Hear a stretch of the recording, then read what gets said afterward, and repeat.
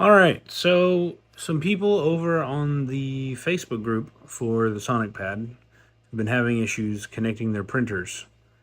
So I thought I'd make a quick little video. I'm about to hook up my fourth printer, a little Aquila over here that I've mounted a 4.2.7 board in.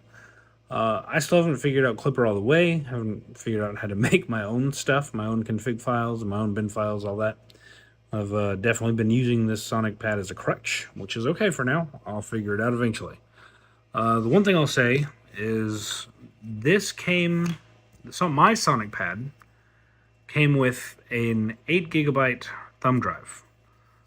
Tried tearing the back out, but nothing. I couldn't get this gray part to budge. As far as I could see, it's just a normal thumb drive. I did not get an SD card reader.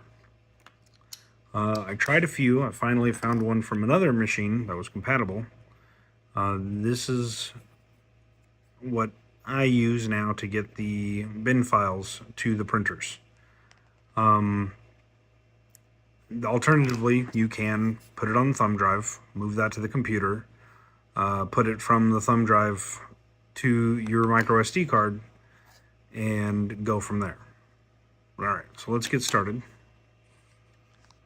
So I'm gonna go to another printer. Right now I've got two Ender 3v2s, one with ABL, one without, an Ender 6, with a BL Touch.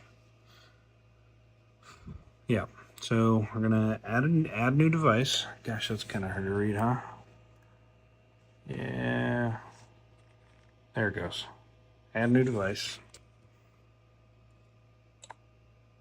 We've only got one USB port left.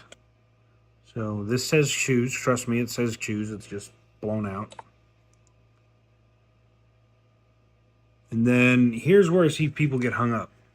You need to know what board is in your printer.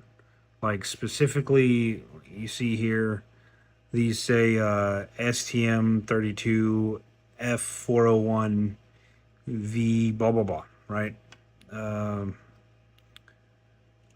There's going to be different boards for different machines, or maybe you had to replace a board. Maybe you wanted your printer to be quieter, so you had an Ender 3v2 with a 4.2.2 and you moved it to the 4.2.7.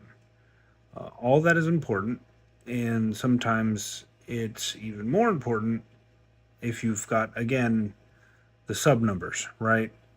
Some of them just say 4.2 point whatever or 4.3 point whatever. Some of them specifically say specific ones. I've got mine written down right here just in case I needed it. Mine is an STM32 F103 RET6. So that's what I'm going to look for here. F103. So these do say 4.2.7.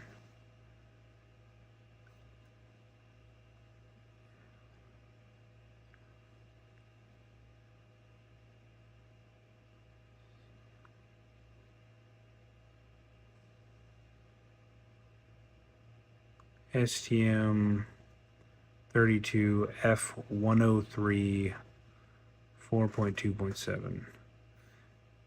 Yeah. I'm just going to try the 4.2.7.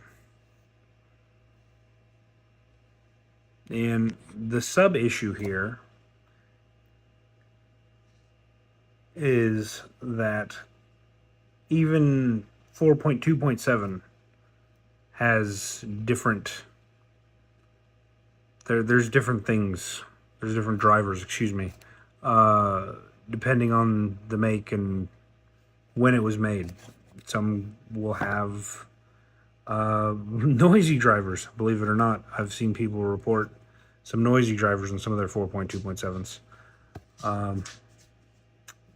And that depends on a little number that they'll write on the SD card reader itself. But even then, there's only a handful of them that have actually been mapped and figured out what they are. Mine was a weird one. It was like T5 or something like that. It was on the SD card reader, and it wasn't written by hand with a marker like normal. It was a sticker.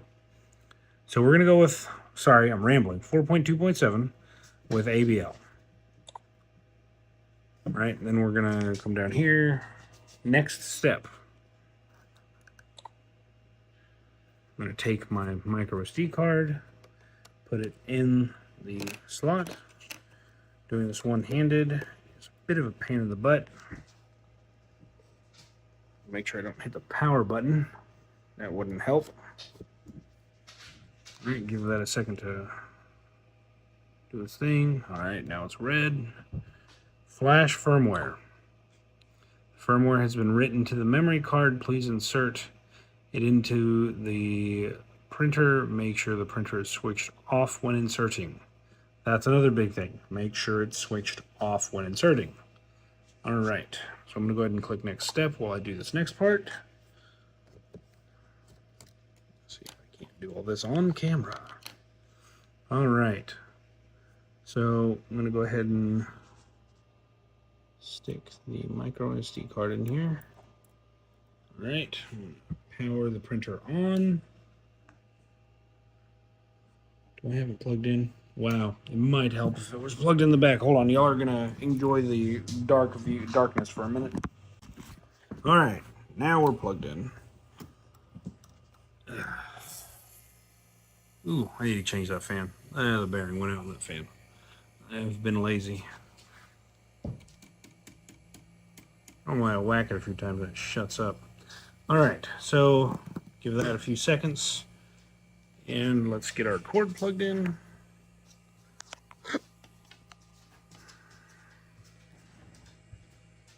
Please power on the printer, click next. Next, all right, so here's the point to where it wants us to plug the cord in to the machine. We got the last USB port on this plugged in and plug it into the printer. I don't know if this is a data cord. Oh, I didn't think that went through. May have to pause the video and come back. Oh, there it goes. Connected successfully. Next step. The firmware has been flashed successfully. All right, now we're going to do self-test, which plenty of other people have this, but we can run through it real quick. One thing I wanted to point out. Okay, so I also see people having problems with, sorry about the dog in the background, he's not getting attention, so he's whining. I also see people have problems with some probe offsets and Z offsets and whatever. Unplug your screens. Unplug the screen. Unplug the original stock screens, the Ender 3v2 screens off, and that should solve your issue. That's what I had to do for mine. I picked that up. Where did I pick that up? I don't remember where I picked it up, but yeah, I remember not being able to figure it out. Somebody said unplug the screen. It's sending a back signal of some sort. Boom, solved it. All right, so let's start the self-test. So fan, yes, we know that noisy thing is on. Blower fan, that's on. Prepare Z axis offset. Okay, I'm not doing that. My bed's already level. I'm just going to have it do the auto leveling.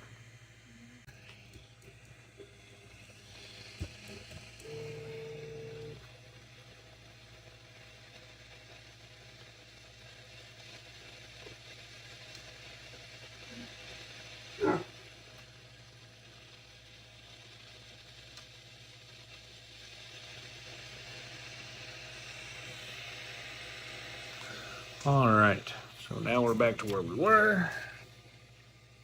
We'll just put that right there. 4.99. Well, I live life on the edge. Let's just go down all the way. Nope.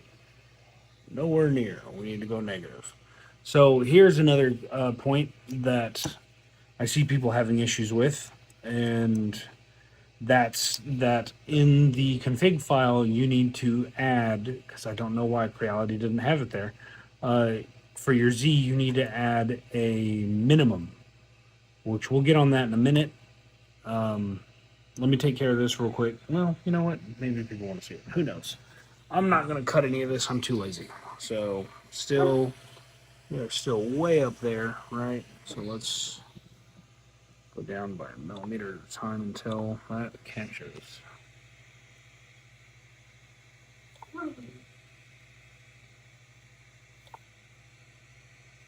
Oof, we're way up there. I mean, you to adjust some things. I didn't realize this was that.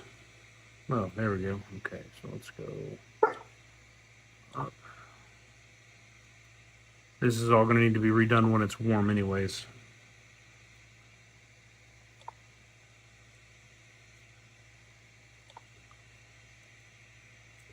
Let's go by half. Okay, got the dog to start barking. And we're about where I would like it. Cold anyways. Just enough to drag. Alright, so now we can do next step.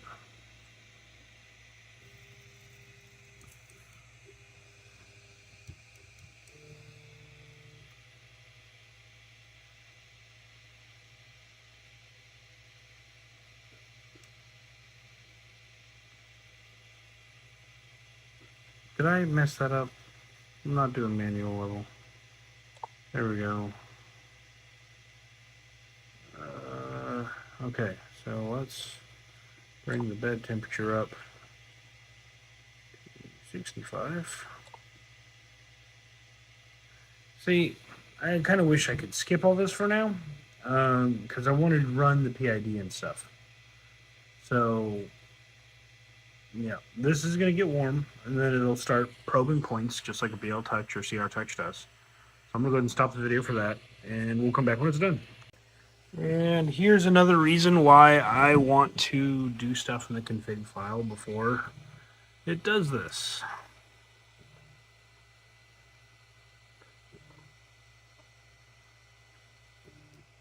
Oh, you're not going to make a big noise now. Well, it crashed into the side a minute ago.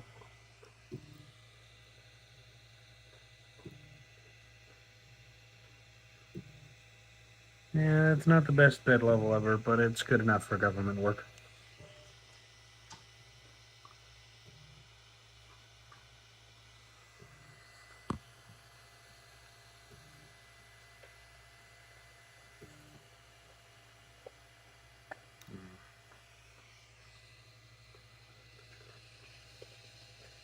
Again, not the best, not the worst. It'll be fine. Congratulations, your printer is in perfect blah blah blah.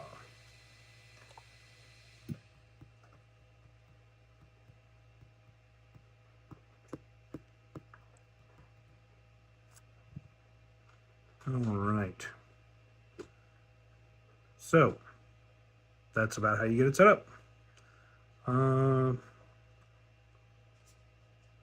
I'll cover more stuff in the future. I think that's good enough for this video. Thanks for tuning in, and if you have any questions, shoot them down below. Catch you later.